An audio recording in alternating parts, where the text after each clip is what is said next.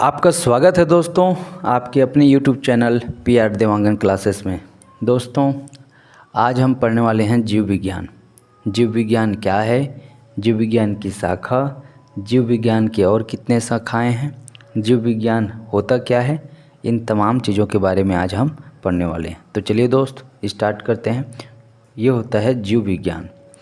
तो जीव विज्ञान होता क्या है दोस्तों? जीव विज्ञान मतलब जीवों का विज्ञान, जहाँ पर जो जीव विज्ञान है सबसे पहले दो शब्दों से मिलकर बना हुआ है।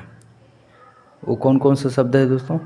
जूलॉजी, जिसको हम बायोलॉजी कहते हैं, तो कभी कभी क्या बोलते हैं इसको, जूलॉजी जंतु विज्ञान कहते हैं।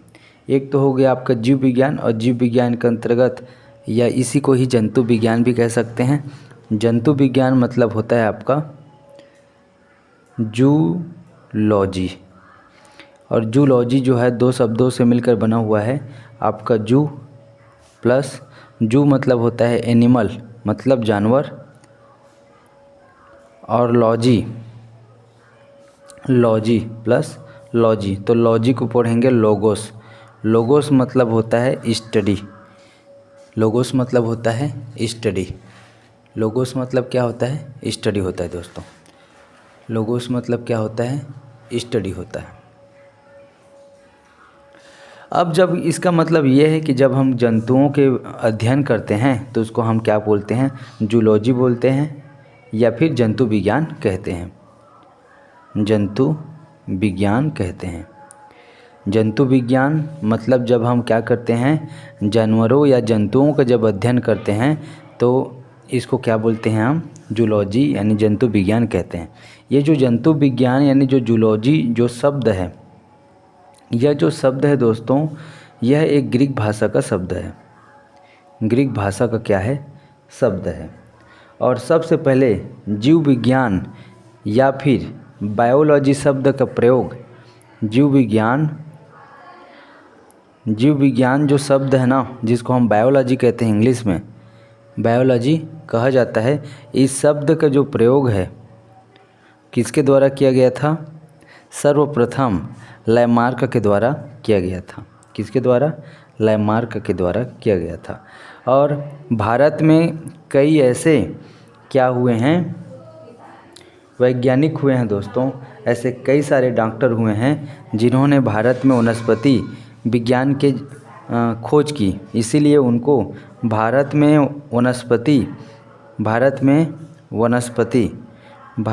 वनस्पति विज्ञान के जनक कौन हैं, ऐसा भी पूछा जा सकता है। तो भारत में वनस्पति विज्ञान के जनक, अब जब जीव विज्ञान पढ़ रहे हैं तो उससे संबंधित है वनस्पति विज्ञान। तो वनस्पति विज्ञान क्या होता है? ऐसा विज्ञान जहाँ पर हम वनस्पतियों का अध्ययन करते हैं, तो वनस्पति विज्ञान हो गया। तो वनस्पति विज्ञान के जो जनक हैं वो कौन है? William rocks. कौन है दोस्तों?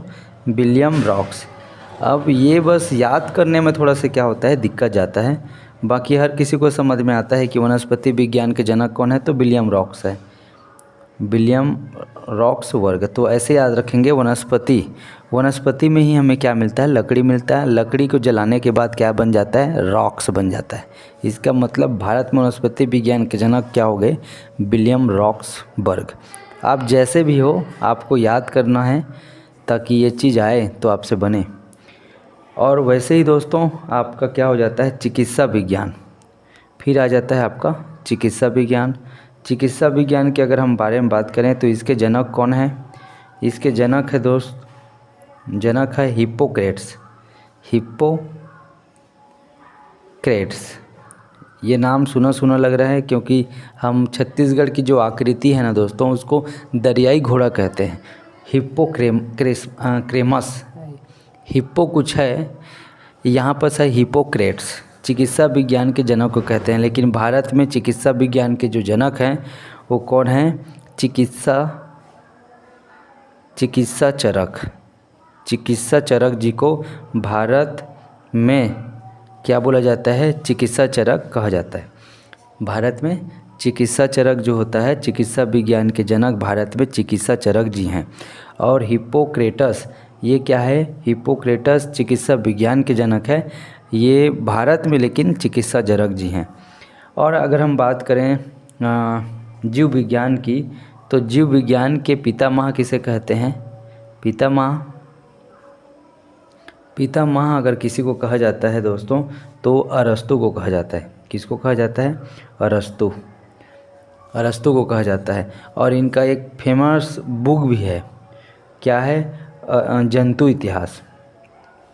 याद रखना, जंतु इतिहास जो पुस्तक है वो किसके द्वारा लिखा गया है? पितामह अरस्तु के द्वारा लिखा गया है। पितामह किसका? जीव विज्ञान का पितामह अरस्तु हैं और इनका एक पुस्तक का नाम है जंतु इतिहास।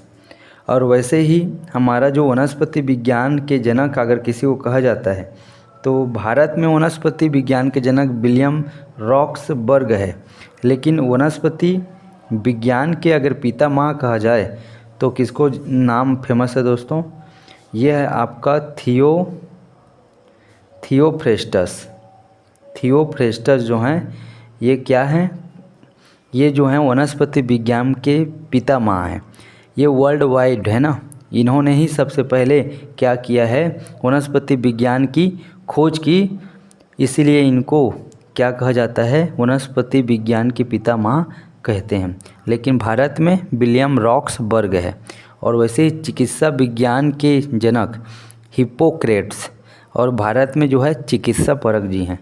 आई होप दोस्तों आपको समझ में आ रहा होगा।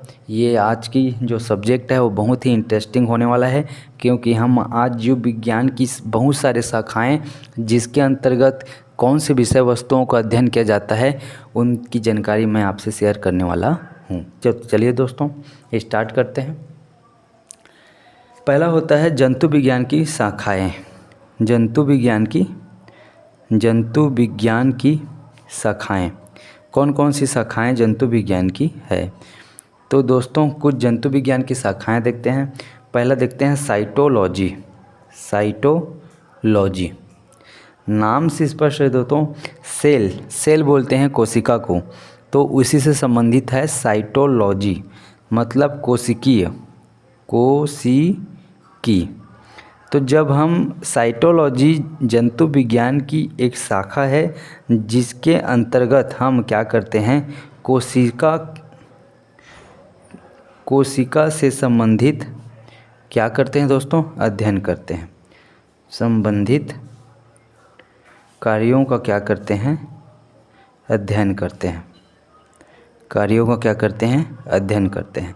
यानी जब भी कोशिका से संबंधित कुछ कार्यों का अध्ययन किया जाए, कोशिका का अध्ययन किया जाए, तो उसको हम साइटोलॉजी कहते हैं। अब कोशिका से संबंधित कार्यों का अध्ययन हम साइटोलॉजी के अंतर्गत करते हैं, जो कि जंतु विज्ञान की एक शाखा है दोस्तों। उसके बाद दोस्तों जब हम व्यवहार का अध्ययन करते हैं, जब प्राणियों के आधार और उसके व्यवहार का क्या करते हैं? अध्ययन करते हैं, तो उसको हम क्या कहते हैं? इथोलॉजी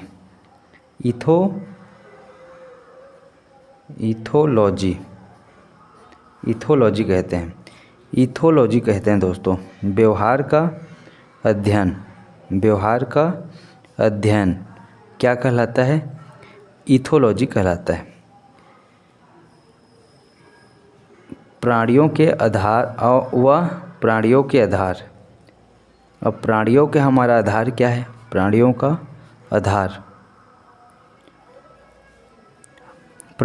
आधार व व्यवहार का अध्ययन ही इथोलॉजी कहलाता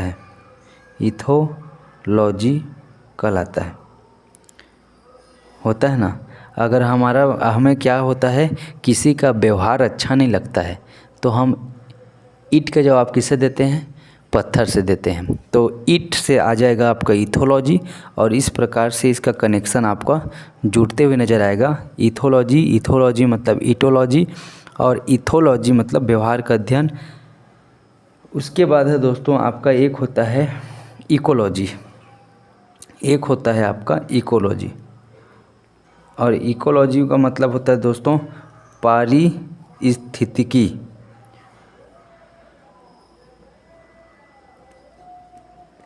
तो पारिस्थितिकी क्या है? हम ये जानते हैं कि प्राणियों का उनके वातावरण के संबंध का अध्ययन, प्राणियों ऐसा होता है ना, हमारे अंदर हमारे बाहर जो पारिस्थिति है, पारिस्थितिक तंत्र के बारे में हम पढ़ते हैं।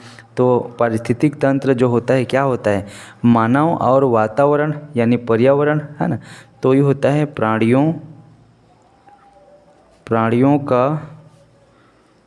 प्राणियों का वातावरण के साथ अध्ययन को हम क्या कहते हैं दोस्तों, इकोलॉजी कहते हैं।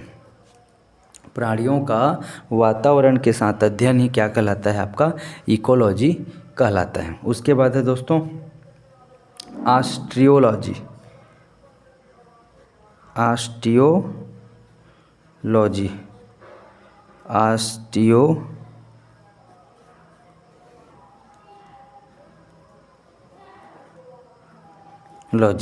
ऑस्टियोलॉजी कहते हैं दोस्तों किसको, तो ऑस्टियोलॉजी में जब हम हड्डियों का अध्ययन करते हैं, अब ये जो हड्डी है इसका अध्ययन करें। अब हड्डी तो जानवर का भी होता है, हड्डी मानव का भी होता है, ये किस हड्डी का स्पेसिफिक नहीं बोला गया है, इसका मतलब वो हड्डी है। अब हड्डी किसी का भी रहे तो हड्डियों का अध्ययन क्या कहलाता है, आपका ऑस्टियोलॉजी कहलाता है। ऑस्टियोलॉजी कहलाता है दोस्तों। अब ये देख लेंगे आप कैसे याद करेंगे, तो ऑस्टियोलॉजी को कैसे आप हड्डी से कनेक्ट कर पाएंगे, क्योंकि यहाँ की कोई बेसिक क्या नहीं दिख रहा है, कोई भी लॉजिक ऐसा नहीं दिख रहा है जो हड्डी से आपको कनेक्ट कर दें। इसलिए इसको बार बार पढ़ते रहना है, या कोई आपको क्या लगता है कि कोई कनेक्शन नज़र आता है तो आप मुझे भी शेयर कीजिएगा दोस्तों। उसके बाद है आपका मिर्मियोलॉजी।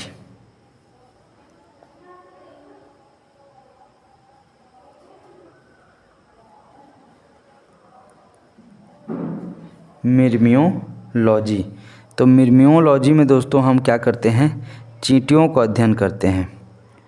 चींटियों का क्या करते हैं, अध्ययन करते हैं।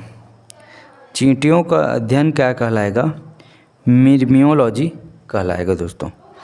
मिर्मियों, तो ऐसा नहीं लग रहा है ये मिर्मियों जब क्या होते हैं, चींटियाँ एक जगह में क्या हो जाते हैं, इकट्ठा होकर क्या करते हैं, किसी चीज़ को खाते हैं, तो क्या कह सकते हैं उसको, मिर्मियोलॉजी। मिर्मियोलॉजी कहते हैं दोस्तों। उसके बाद है दोस्तों आपका आ जाता है एपीकल्चर। एपीकल्चर, तो एपीकल्चर मतलब होता है मधुमक्खी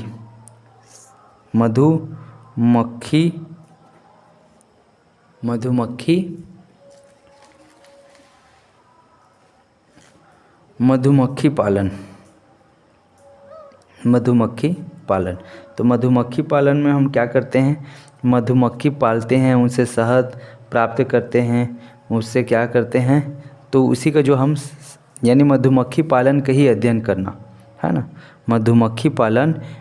मधुमक्खी पालन एवं उनसे शहद का क्या किया जाता है, अध्ययन किया जाता है, ही क्या कहलाता है, आपका एपीकल्चर कहलाता है। उसके बाद है दोस्तों रेशम कीट पालन, जिसको हम सेरीकल्चर कहते हैं। सेरीकल्चर मतलब होता है रेशम कीट पालन। तो जब हम रेशम कीट पालन करते हैं दोस्तों, और इसका अध्ययन ही, रेशम कीट का अध्ययन ही क्या कहलाता है, रेशम कीट का अध्ययन ही आपका सेरीकल्चर कहलाता है। सेरीकल्चर कहलाता है। उसके बाद दोस्तों आपके कहा जाता है पिसीकल्चर मतलब होता है मत्स्य पालन। मत्स्य पालन में दोस्तों मछलियों का हम क्या करते हैं, मछलियों का पालने का क्या करते हैं, अध्ययन ही पिसीकल्चर कहलाता है। उसके बाद है दोस्तों पोल्ट्री।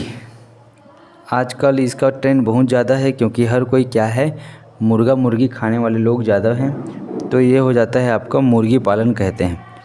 तो इसमें कोई डाउट नहीं है कि हम मुर्गी पालन संबंधी अध्ययन करेंगे, है ना। इसके अंतर्गत मुर्गी और मुर्गी जैसे प्रजाति एक और है दोस्तों, क्या है, मुर्गी तथा बदक आदि जीवों का क्या करते हैं हम, इसके अंतर्गत हम अध्ययन करते हैं। आदि जीवों का क्या करते हैं, का अध्ययन इसके द्वारा किया जाता है। ये हो गया दोस्तों। उसके बाद देखते हैं दोस्तों प्लायोबॉटनी।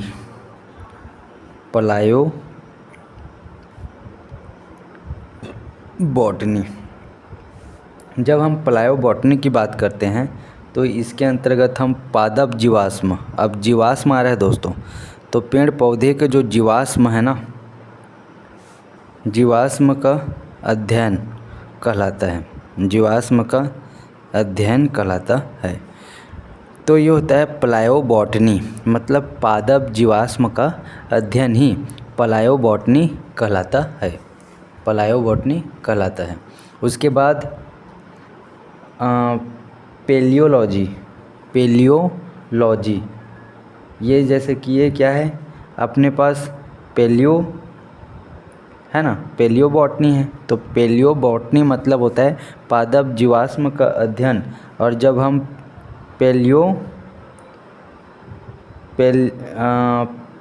क्या बोलेंगे इसको, पेलियोटोलॉजी, ये है ना, पेलियोटोलॉजी, इसके अंतर्गत हम क्या करते हैं दोस्तों, जंतु जीवाश्म का अध्ययन करते हैं, जंतु जीवाश्म का अध्ययन करते हैं। आई होप आपको समझ में आ रहा होगा। पेलियोबॉटनी, बॉटनी पादप विज्ञान होता है ना, बॉटनी, तो पेलियोबॉटनी, तो जब भी पेलियोबॉटनी आएगा इसका मतलब पादप पेड़ पौधे के जो अश्म यानी राख है उसके जीवाश्म की बात करेंगे, तो पादप जीवाश्म का अध्ययन पेलियोबॉटनी के अंतर्गत किया जाता है। और जंतु जीवाश्म मतलब हम जंतु के अंतर्गत जो जानवर है हम लोग आएंगे, उनका जीवाश्म का जो अध्ययन होता है वो कहलाता है आपका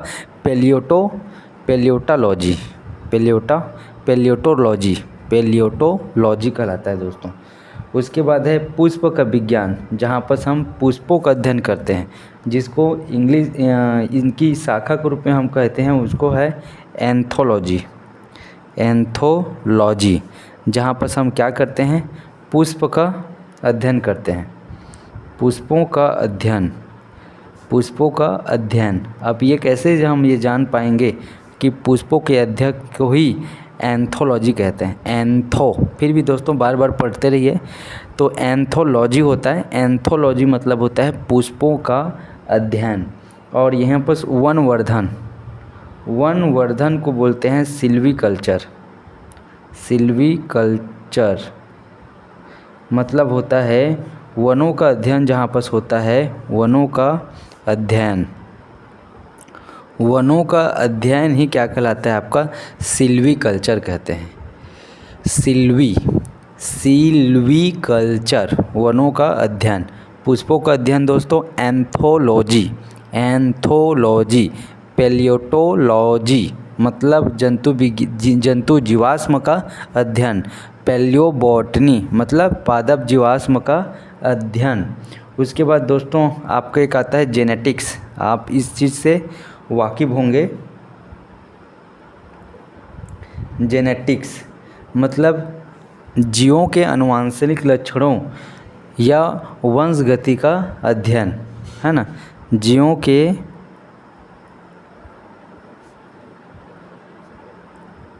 आनुवंशिक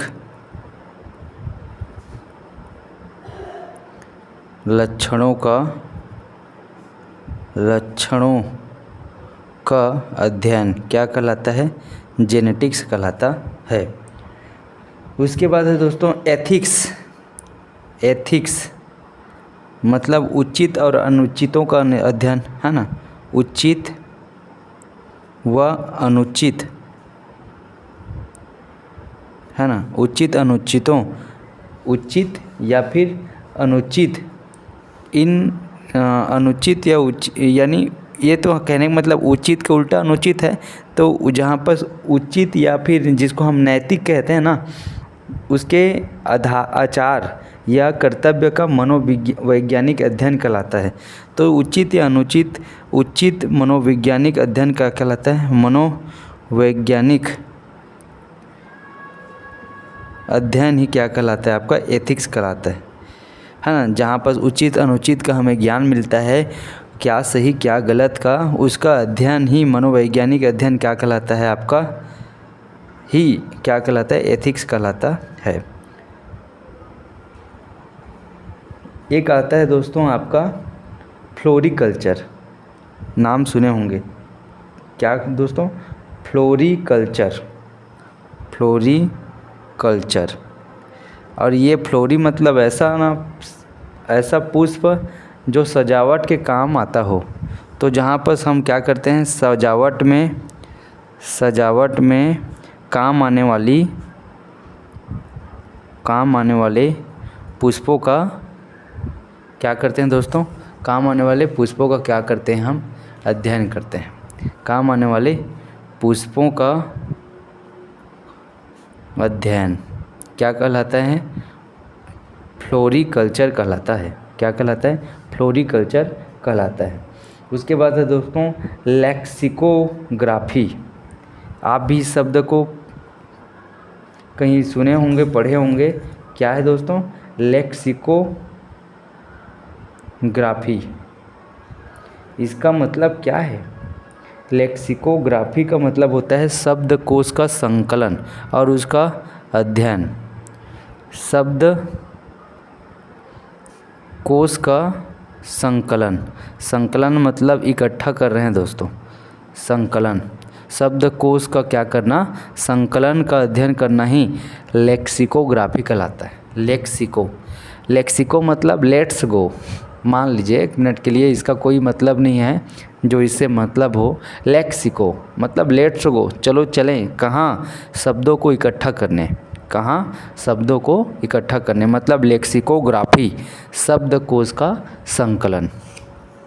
शब्दकोश का क्या करते हैं, संकलन करते हैं। उसके बाद है दोस्तों एक होता है फिलॉलॉजी। आजकल हर कोई अपना अपना फिलॉसफी लेकर चलता है ना, तो ये होता है फिलॉलॉजी। फिलॉलॉजी क्या करता है, कहीं ना कहीं फिलॉलॉजी जो होती है वो भाषा की संरचना का अध्ययन करता है। भाषा की संरचना का अध्ययन करता है। भाषा की संरचना का अध्ययन ही फिलोलॉजी कहलाता है।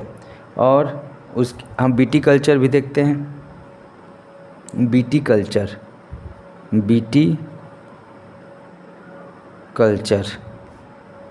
और उसके बाद हम देखेंगे वर्मीकल्चर।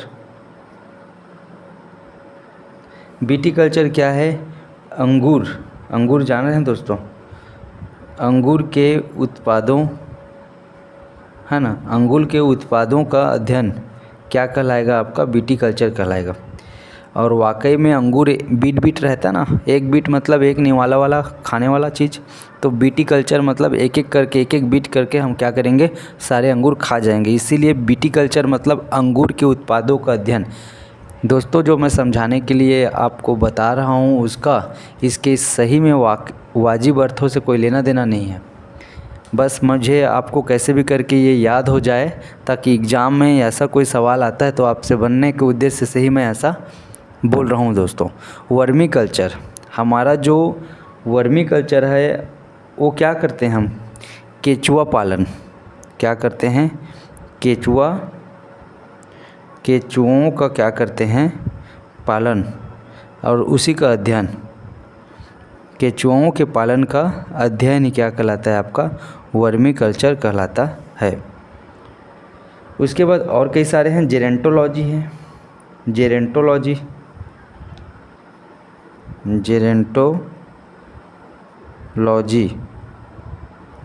और ये जेरेंटोलॉजी है ना दोस्तों, वो क्या करता है, आप जरा बोलते हैं, जरा विज्ञान की भाषा में जरा से ही ये जेरेंटोलॉजी आया है। जेरेंटो है ना, जरा जरा मतलब बुढ़ापा।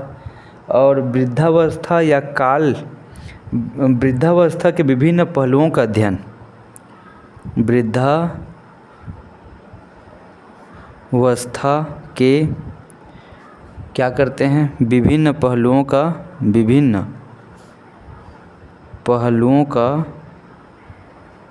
अध्ययन की क्या कहलाता है, जेरेंटोलॉजी कहलाता है दोस्तों। और सांपों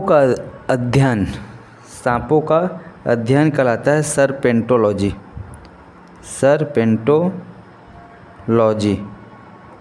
एक तो होता है सांप, और सांप कहाँ पर रहता है, शिव भगवान के सर पे रहता है। सांप कहाँ रहता है, शिव भगवान के सर पे रहता है, इसलिए इसको सर्पेंटोलॉजी कहते हैं, जहाँ पर क्या करते हैं, हम सांपों का अध्ययन करते हैं। आई होप दोस्तों आपको ये लॉजिक समझ में आया होगा। धन्यवाद।